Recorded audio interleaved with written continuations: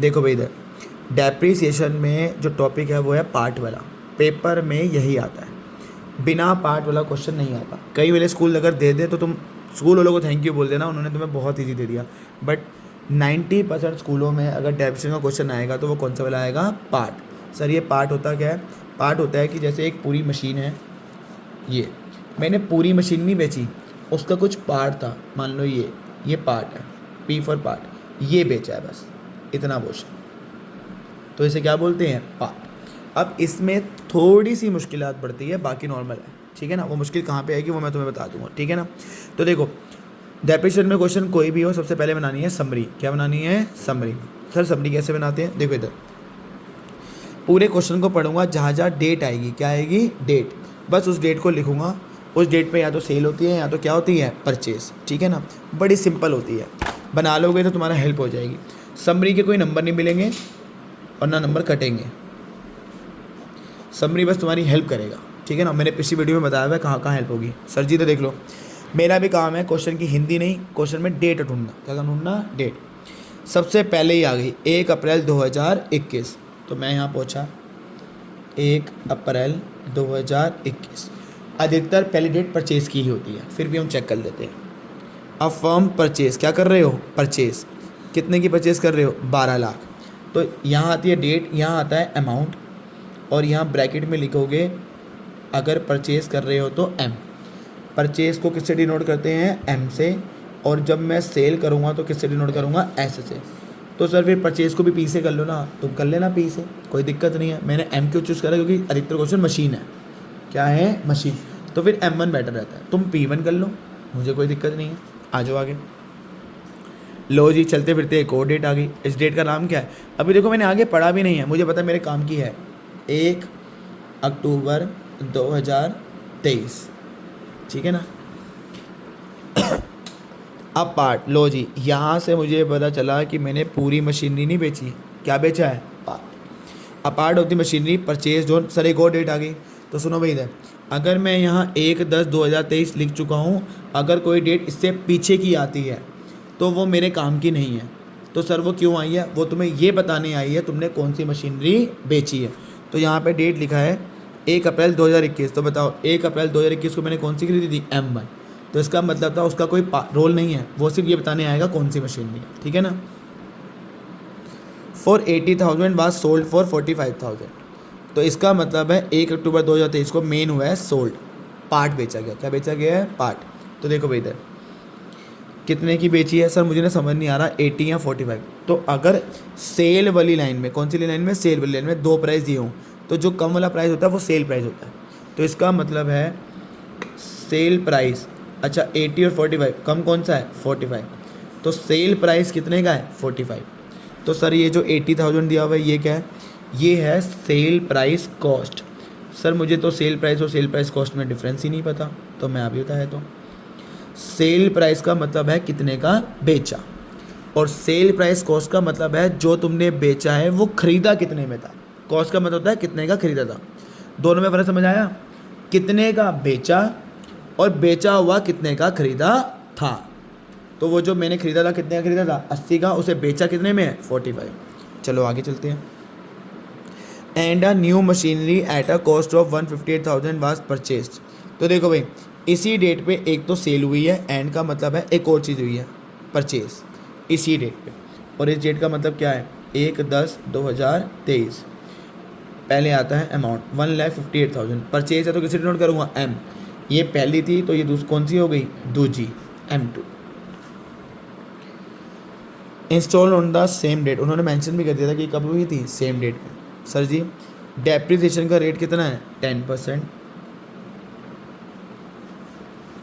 Method, अब बच्चों को बड़ी दिक्कत होती है मेथड के नाम में। Was provided following diminishing balance. अब देखो इधर, सर ये डिमिनिशिंग बैलेंस कौन सा होता है? WDV।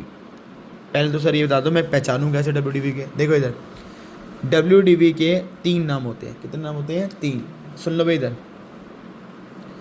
पहला है रिटर्न डाउन वैल्यू, ये तो उसी की फुल फॉर्म हो गई WDV की। दूसरा होता है रिड्यूसिंग बैलेंस, कौन सा होता है? रिड्यूसिंग। तीसरा जो इन्होंने दिया है डिमिनिशिंग बैलेंस। कौन सा होता है? डिमिनिशिंग। सर इतने मेरे से याद नहीं होंगे, तो लो जी एक तरीका बताया। तो अगर मीनिंग में पूरे नाम में नीचे का मीनिंग आ रहा है, डाउन का मीनिंग कितना मतलब है? डाउन मतलब डाउनफॉल का मीनिंग। देखो रिटर्न डाउन मिल गया डाउन, तो ये कौन सा मीनिंग है? WDV। रिड्यूसिंग का मतलब क्या होता है? ऊपर या नीचे? नीचे मिल गया, तो ये कौन सा होगा? WDV। डिमिनिशिंग, अगर तुम इकोनॉमिक्स पढ़ते हो तो डिमिनिशिंग का मतलब भी क्या होता है? नीचे। तो इसका मतलब अगर कोई मेथड का नाम दिया हुआ है उसमें नीचे का मीनिंग आ रहा है तो वो WDV है। अच्छा अब एक और नाम लूँ, जरा तुम पहचानना, फिक्स्ड इंस्टॉलमेंट मेथड। कैसे पहचाना? क्योंकि जब मैंने पढ़ा तो कोई भी ऐसा मीनिंग नहीं था जिसका मीनिंग क्या हो? नीचे। तो जिसका मीनिंग नीचे नहीं होगा वो कौन सा होगा? Straight line method. क्लियर है? तो ये ऐसे याद होता है। आ जाओ जी आगे।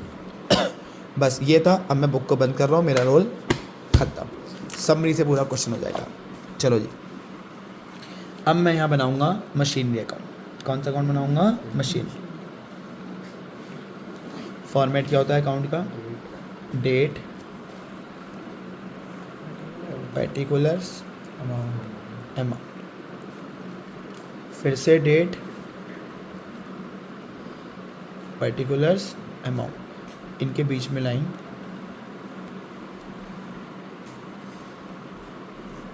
छोटे छोटे नंबर कहाँ पे कटेंगे? बच्चे यहाँ पे डेबिट और क्रेडिट लिखना भूल जाते हैं। तो जब भी अकाउंट बनाओ तो लेफ्ट में डेबिट आता है और राइट में क्या आता है? क्रेडिट। ये प्रॉपर फॉर्मेट है, ठीक है ना। अब इस चीज़ को यहाँ पे पुट करना है, तो पुट कैसे करते हैं? सबसे पहले जो डेट लिखी है वहीं से स्टार्ट करूँगा। अच्छा M का मतलब मैंने क्या बताया था? परचेज। अब जिनको पहली बार वीडियो देख रहे हैं, जितने भी बंदे प्यारे होंगे वो 2 साइड, और जो प्यारे नहीं होंगे वो बाय। सर प्यारे कौन होते हैं? जो पी से होंगे। पी से क्या क्या होता है? परचेज, प्रॉफिट, ये प्यारे हैं। कौन से प्यारे नहीं होते? सेल, ये मैंने पिछली वीडियो में डाला हुआ था। सेल प्यारा नहीं है क्योंकि वो पी से नहीं है। डेप्रीसिएशन पी से नहीं है, बाय साइड। तो सिंपल है, पी से होगा इधर, पी से नहीं होगा इधर, सबसे स्ट्रेट फॉरवर्ड होता है, ठीक है ना। अच्छा ये तो परचेज है, बताओ प्यारा है या नहीं है? है, तो कौन सी साइड जाएगा? 2 साइड। सर जी अपने साथ साथ बोलना। 1/4/2021 परचेज और सेल बैंक के थ्रू होगी। किसके थ्रू होगी? सर मैं तो कैश के थ्रू करूँगा भैया। मशीनें ना थोड़ी महंगी होती हैं, 50,000 रुपये की नहीं आती हैं, लाखों करोड़ों की आती हैं। तो ट्रांजेक्शन बैंक के थ्रू करना। ब्रैकेट में M1 जो कि मैंने पहली खरीदी है। कितने की खरीदी थी? 12 लाख। ठीक है, जैसे रिकॉर्ड करते जाओगे टिक करते जाना। हो गया। और जैसे ही पहली डेट लिखते हैं, ईयर अपडेट, ये बड़ा इंपॉर्टेंट है। अगर ये 21 को स्टार्ट हो रहा है तो बताओ ख़त्म कब होगा? 22। अब देखो ये इजी होता है, क्वेश्चन से चेक करोगे तो बहुत मुश्किल है। चेक करो 2021 और 2022 में कुछ हुआ है? 2021-2022 का मतलब क्या होता है? अप्रैल 2021 से लेके मार्च 2022 ये हुआ था, तो मैं रिकॉर्ड कर चुका हूँ। 1/10/2023 इसके अंदर नहीं आता 2023, तो इसका मतलब था इस साल बस एक ही चीज़ थी, वो मैंने रिकॉर्ड कर ली। आप सुनो भाई, अगर तुमने जिस साल जितना कुछ हुआ था रिकॉर्ड कर लिया, तो अब अगले साल जाओ, उस साल का काम ही ख़त्म हो गया। तो बताओ जब नेक्स्ट ईयर जाना होता है तो हमें क्या देना होता है? टोल। और टोल का मतलब होता है डेप्रीसिएशन। और टोल कब देते हैं? साल के बीच में, स्टार्टिंग में या एंड में? जैसे दिल्ली का बॉर्डर क्रॉस कर रहे हो तो दिल्ली के बॉर्डर पे दोगे ना, ये थोड़ा ना कि इतना नहीं क्रॉस करती दे दोगे, अपने इलाका क्रॉस करती दे दोगे। तो 31 मार्च। अब देखो तुम्हारी ये बड़ी हेल्प करेगा। मार्च के नीचे 22 लिखा है, फटाफट 22, बार बार क्वेश्चन नहीं पढ़ना पड़ेगा। By depreciation. जब तुम ये टोल पे खड़े होते हो 31 मार्च, तो तुम देखोगे इस डेट तक मेरे पास कितनी मशीनें हैं। तो बताओ 31/3/2022 तक मेरे पास कितनी मशीनें थी? एक। तो इस एक पे निकलेगा। अच्छा जी, WDV मेथड है, तो WDV में फॉर्मूला क्या होता है? तो मैं यहाँ लिख देता हूँ, प्रेजेंट कॉस्ट इनटू में रेट इनटू में टाइम फैक्टर। सर ये प्रेजेंट कॉस्ट क्या होती है? तो पुरानी वीडियो देख लेना, फिर भी यहाँ बता दूँ। प्रेजेंट का मतलब जो मैंने यहाँ प्रेजेंट में लिखी है, प्रेजेंट अकाउंट में, ठीक है ना। तो इसका मतलब इस पर निकलेगा, जो प्रेजेंट आती रहेगी यहाँ। जब मैं यहाँ पे निकालूंगा तो जो यहाँ पे लिखी होगी, जब मैं यहाँ निकालूंगा तो यहाँ पे लिखी होगी, तो ये से प्रेजेंट बोलते हैं। तो इस समय प्रेजेंट कितनी है? 12 लाख। रेट 10% था। सर ये टाइम फैक्टर कैसे निकालते हैं? इस टाइम फैक्टर के ऊपर लिख रहा हूँ फिर से प्रेजेंट। क्या लिख रहा हूँ? प्रेजेंट का मतलब है प्रेजेंट डेट। देखो 1/4 से आगे वाला 31 मार्च कितनी दूर है? तो 1/4 से 31 मार्च कितनी दूर होता है? 12।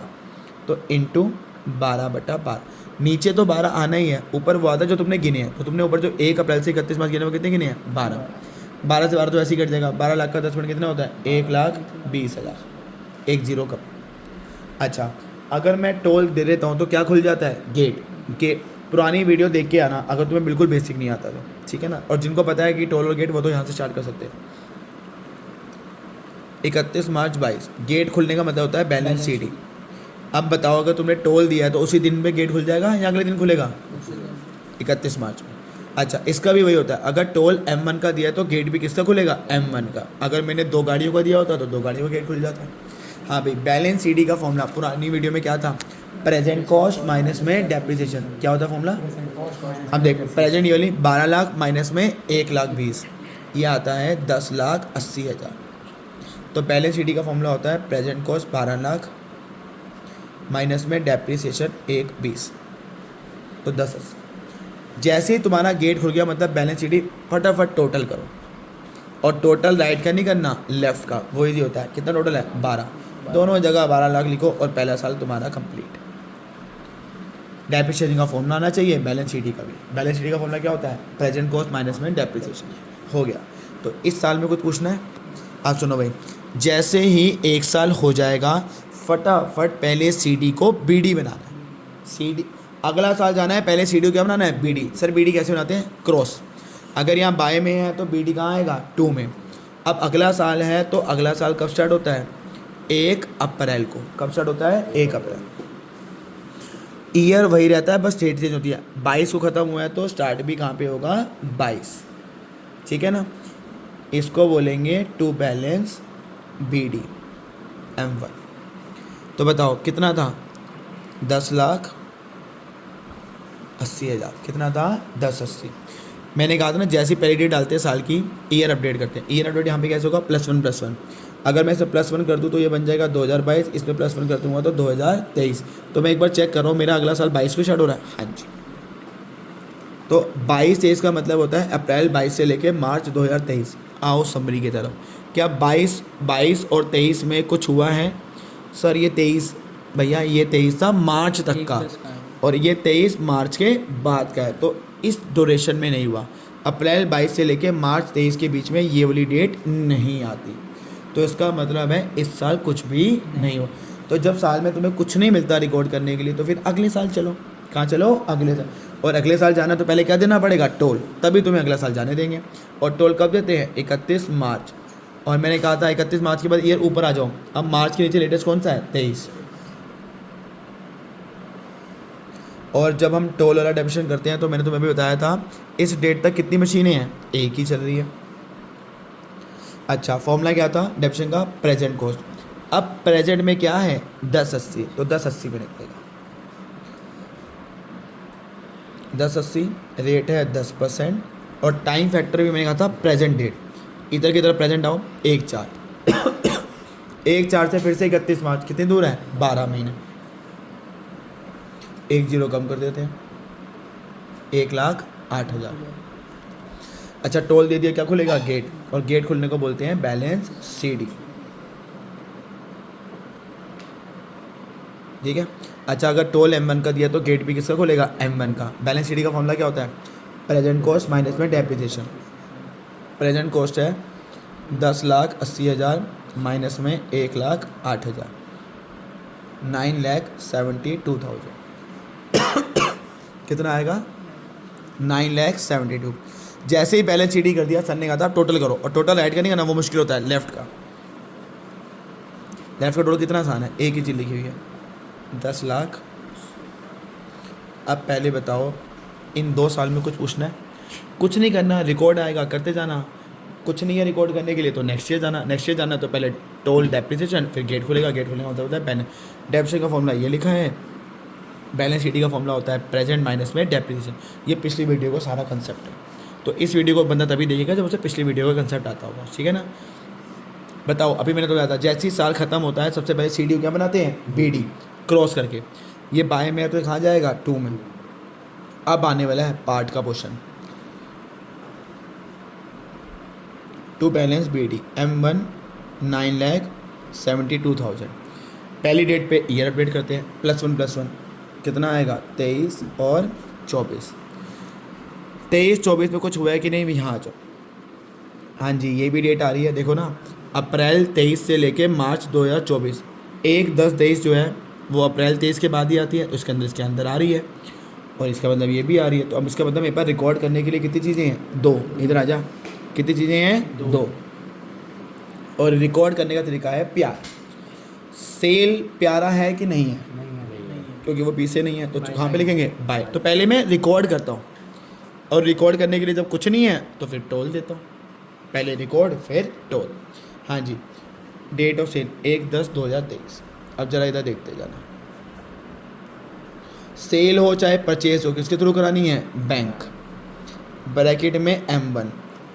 अच्छा, अब दिक्कत ये है, बेची कितने की है 45, तो वही लिखना है। 80 की तो खरीदी थी, बेची कितने की है 45। ये रिकॉर्ड हो गया, ये भी रिकॉर्ड कर लेते हैं। M का मतलब परचेज था, सेल था, परचेज। प्यारा है या नहीं है, तो जो प्यारा होगा वो किधर आएगा, 2 साइड। डेट वही है 1-10-2023। परचेज किसके थ्रू करते हैं, बैंक। ये कौन से नंबर वाली थी, M2, 1,58,000। लो जी, ये भी रिकॉर्ड हो गया। सर सब कुछ रिकॉर्ड हो गया, ख़त्म हो गया, लगभग तो ख़त्म हो गया। पर मैं तुम्हें एक चीज़ बताता हूँ, हर बंदा एक ही बार रिकॉर्ड होता है, बट डेट ऑफ सेल में 3 चीज़ें रिकॉर्ड होती हैं। कितनी चीज़ें रिकॉर्ड होती हैं, 3। ये है मेन। तो जिसको ये समझ आ गया, चैप्टर समझ आ गया। डेट ऑफ सेल पे 3 चीज़ें रिकॉर्ड करनी है। अगर तुम एक भी कम करोगे तो आंसर मैच नहीं होगा, और यही है मेन आंसर, ठीक है ना। डेट ऑफ सेल पे सबसे पहले रिकॉर्ड होगा सेल।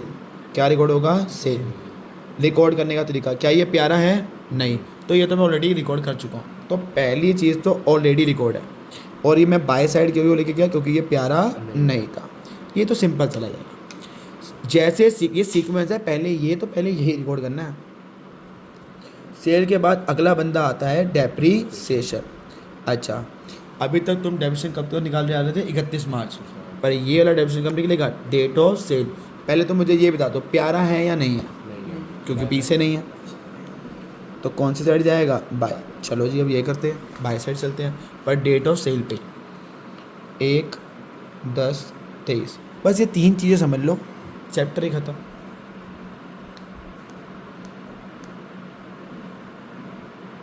Bye depreciation. हाँ जी, डेप्रीसिएशन का फॉर्मूला क्या होता है, present into rate into time factor. पहले मैं ज़रा रेट वगैरह लिख रहा हूँ, क्योंकि मेरे को वो प्रेजेंट को समझानी है। रेट कितना था, 10%। चल भाई भव्या, टाइम फैक्टर था। जब हम 31 मार्च को निकालते हैं टाइम फैक्टर, तो रूल क्या होता है, प्रेजेंट डेट से आगे वाला 31 मार्च कितनी दूर है, वो बड़ा सिंपल होता है, आगे जाना है। जब बंदे को पीछे जाना होता है तब उसे दिक्कत पड़ती है, क्या पड़ती है, दिक्कत।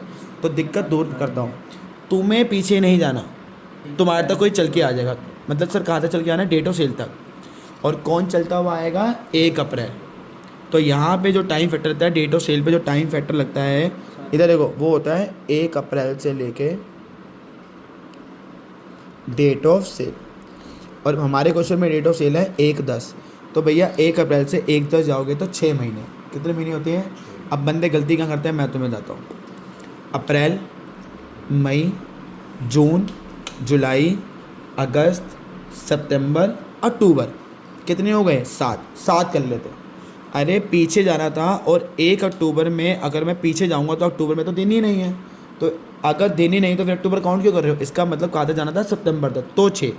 अब बता दी गलती कहाँ होती है।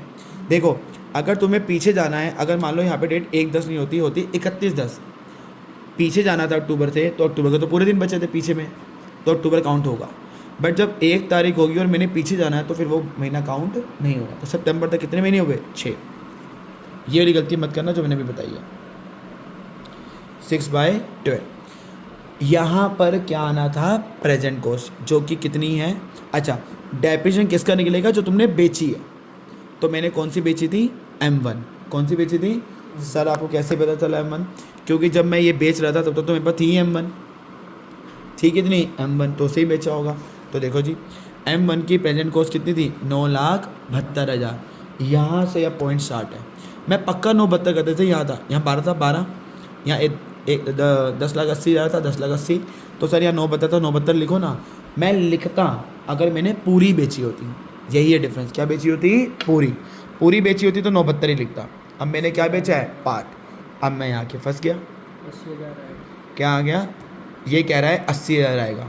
80,000 तो कॉस्ट थी। कॉस्ट का मतलब होता है परचेज कॉस्ट। मुझे परचेज कॉस्ट होना चाहिए, मुझे क्या चाहिए? Present cost. तो 80,000 भी नहीं आएगा। हाँ, अगर स्ट्रेट लाइन मेथड होता तो फिर वो आना था, बट स्ट्रेट लाइन वाला मैं अगली वीडियो में डालूंगा। तो फिलहाल इस वीडियो में मुझे क्या चाहिए? प्रेजेंट। प्रेजेंट कॉस्ट होती है जो इधर होती है। अब सर ये लिखी तो है, लिख के ख़त्म करो ना। मैं ख़त्म करता अगर ये पूरी बेची होती। तो यहाँ पर आके एक और वर्किंग नोट बनता है, यही है मेन।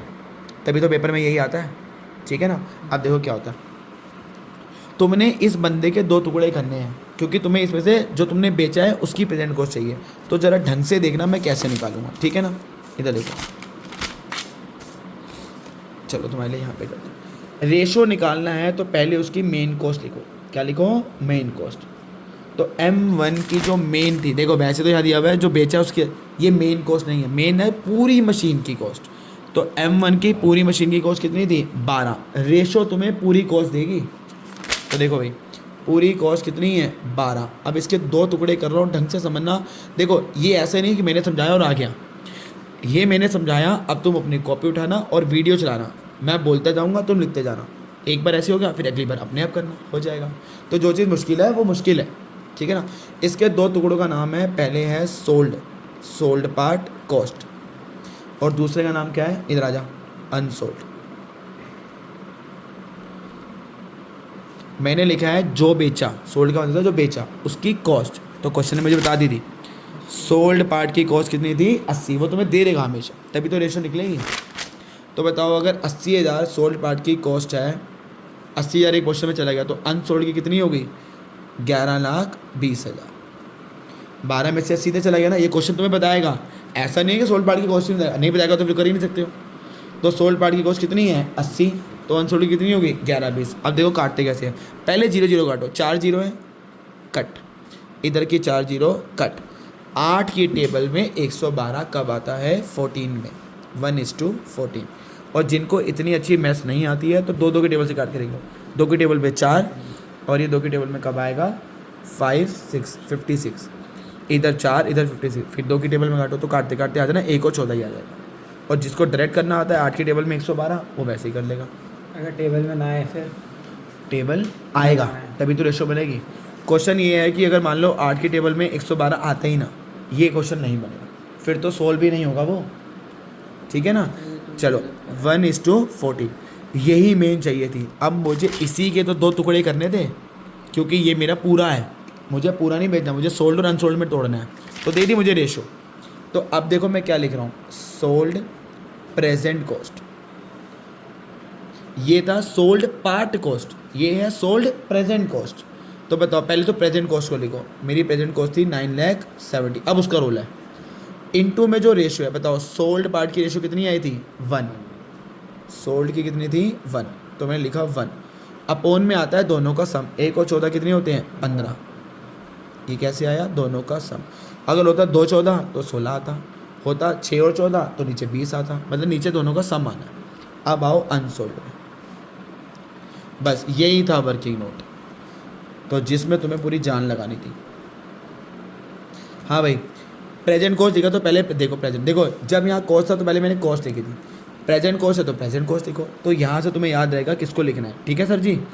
कॉस्ट लिखोगे तो कॉस्ट, प्रेजेंट कॉस्ट लिखोगे तो दोनों जगह प्रेजेंट, ठीक है। अब बताओ अनसोल्ड की रेशो कितनी निकली थी? अनसोल्ड कितनी थी? 14।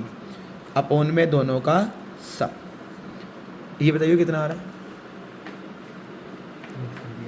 ये करते ना,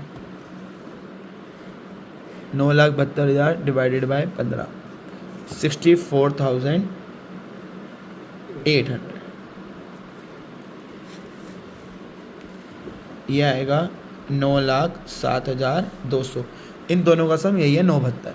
टूट गए ना, टुकड़े हो गए। तो इसको कर देते हैं, इसको नाम दे देते हैं M1 का A पहला टुकड़ा, ये M1 का B। ये बेचा है और ये नहीं बेचा। तो अभी मैंने बताया था ना, मुझे तो डेप्रिसिएशन उस पर निकालना है जितना पोर्शन मैंने बेचा है। मुझे प्रेजेंट कॉस्ट चाहिए थी जो मैंने बेचा है, तो सोल्ड प्रेजेंट कॉस्ट कितनी आ गई है, ये इस पे निकलेगा। तो पहले बताओ मैंने ये पूरे पे क्यों नहीं निकाला, क्योंकि अगर मैंने पूरी बेची दी होती तो फिर यही आता। तो अब मुझे जो पार्ट बेचा है उसकी कॉस्ट मेरी कितनी निकल के आई है, 64,800। इसको मैं बोल सकता हूँ M1 का ए पार्ट। मैंने पूरी M1 नहीं बेची, मैंने M1 का ए पार्ट बेचा। ठीक है सर जी, ये तो हाफ हो जाएगा। अच्छा कैलकुलेशन कैसे करते हैं, अगर इसका मैं 10% करूँ तो कितना आएगा, 6480, एक जीरो कम, 6/12 क्या होता है, हाफ। तो 6480 का अगर मैं हाफ करूँ तो मुँह जबानी होता है 3240। तो बुक में वर्किंग नोट इतना बड़ा है और मेरा यहीं पे ख़त्म हो जाएगा। रेशो कौन देगा, कॉस्ट। देखो जब मैं लिखा सोल्ड पास कॉस्ट तो कॉस्ट आएगी, मैं लिखूँगा सोल्ड प्रेजेंट कॉस्ट तो प्रेजेंट कॉस्ट आएगी। ठीक है ना, आ जाएगा रहेगा, बस यही मेन था। ठीक है भाई, डेप्रिसिएशन निकल गया। अब डेप्रिसिएशन था दूसरा नंबर, तीसरा नंबर होता है प्रॉफिट और लॉस का। किसका होता है, प्रॉफिट। तो मैं यहाँ पे तुम्हें बता रहा हूँ ये काम उसी के जो पिछली वीडियो देख के आएगा। प्रॉफिट लॉस के लिए मुझे सबसे पहले चाहिए होती है माइंड फिगर। क्या चाहिए होती है, माइंड फिगर, और कुछ नहीं है, बैलेंस शीट ही है। क्या है, तो सर आप उसको बैलेंस शीट ही बोलो ना, नहीं बैलेंस शीट ही बोलूँगा तो उसे रिकॉर्ड करना पड़ जाएगा। बैलेंस शीट ही तुमने यहाँ पे सीखा था, क्या होता है, प्रेजेंट कॉस्ट माइनस में डेप्रिसिएशन। क्या ये M1 ए जो मैंने बेचा है M1 ए, उसकी ये प्रेजेंट कॉस्ट, ये तो M1 की है। M1 ए की प्रेजेंट कॉस्ट थी ये, जिस पर तुमने कैलकुलेट करा था। तो देखो इधर माइंड फिगर में तुम्हें यहाँ लिख के दे रहा हूँ, सोल्ड पार्ट की प्रेजेंट कॉस्ट कितनी थी, मेरे को जो बेचा है उसकी प्रेजेंट कॉस्ट होगी, माइनस में डेप्रिसिएशन निकाला था, कितना आया था 3240।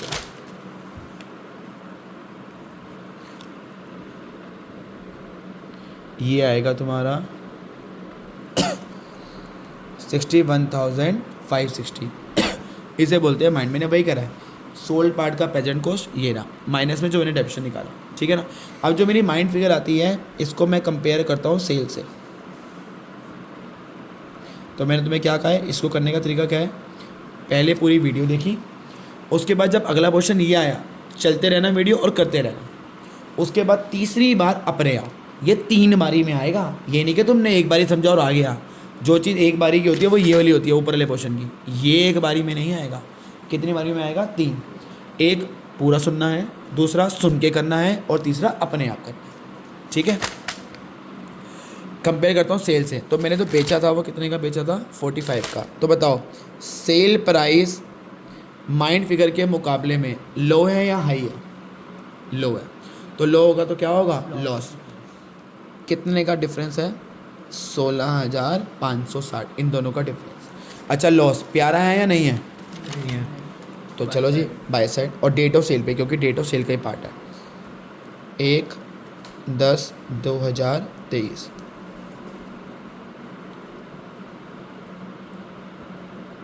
बाय लॉस ऑन सेल कितने का लॉस आया था, 16,560। तो माइंड फिगर और सेल प्राइस का डिफरेंस आता है 16,560। लो जी, अब मेरा जाके लगभग हो गया पूरा कंप्लीट। अब एक चीज़ बची है आखिरी में। अब मेरा लास्ट ईयर था, तो मुझे बताओ लास्ट ईयर को एंड जो टोटल करना था वो कब करना होता है, 31 मार्च।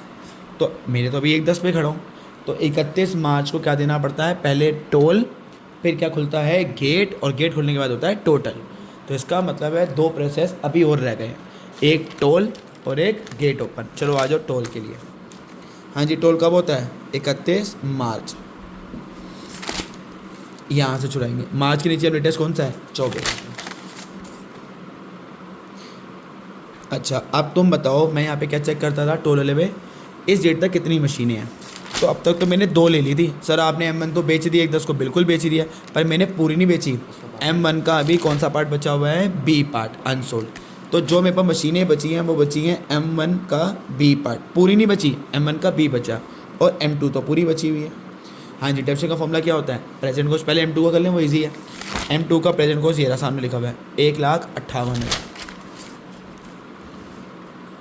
और रेट आता है फिर 10%।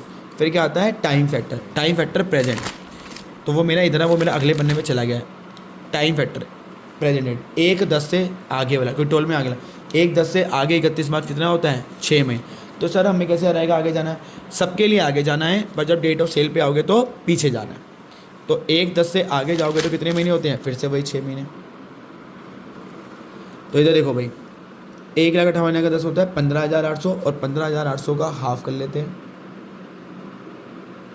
7,900। आओ भाई M1 का बी पार्ट, M1 का बी पार्ट था ये वाला, ये M1 का A, ये M1 का B मैंने यहाँ लिखा हुआ था। अब बताओ M1 के बी पार्ट की प्रेजेंट कॉस्ट कितनी है, इस पे निकालेंगे।